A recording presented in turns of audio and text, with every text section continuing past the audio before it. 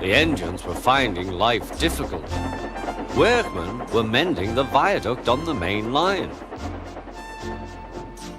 The arches needed strengthening. The Fat Controller did not want to close the railway while the work was done, and so repairs took a long time.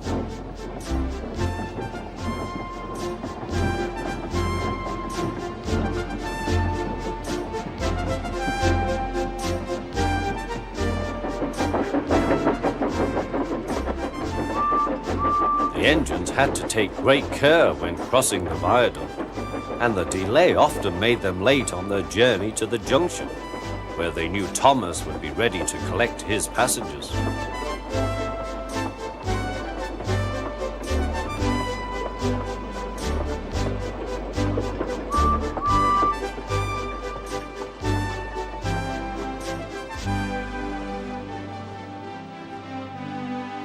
Thomas grew crosser and crosser. "Time's time," he grumbled. "Why should I keep my passengers waiting while Henry and James dawdle about all day on viaducts?" "Don't blame me," snorted Henry. "If we hurried across the viaduct, it might collapse, and then you'd have no passengers at all. What would you do then?" "Run my train on time for one thing," retorted Thomas. He hurried away before Henry could answer. Bertie was impatient too. He was timed to arrive just after Thomas. His passengers found that instead of going straight from the bus to their train, they were kept waiting till Thomas arrived. Soon Bertie grew cross with Thomas. "Late again," he remarked, as Thomas panted wearily in.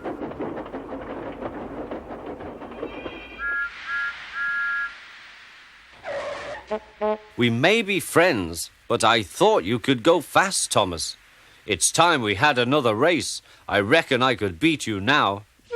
Thomas let off steam loudly. "Rubbish," he hissed fiercely. "It's those mainline engines. They dither about on their viaduct and then blame the Fat Controller's workmen.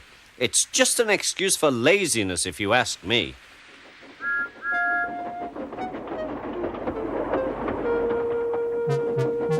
One day, James was later than ever at the junction.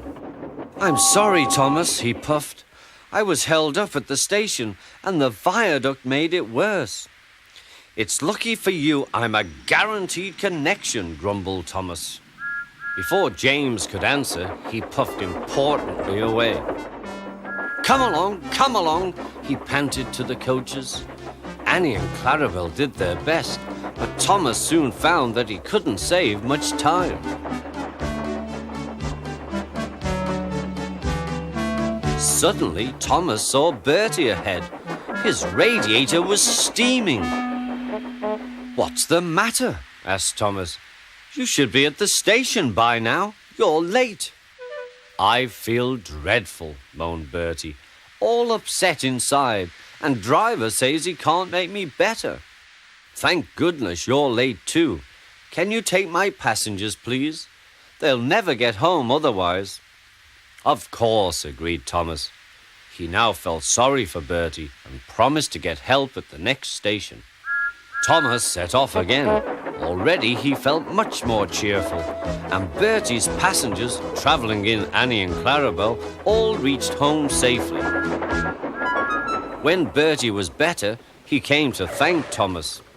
"I am sorry I teased you about being late," he said. "That's all right," said Thomas. "I'm glad I could help. There are times when being late isn't such a bad thing after all." With a last cheerful greeting, the two friends went back to work.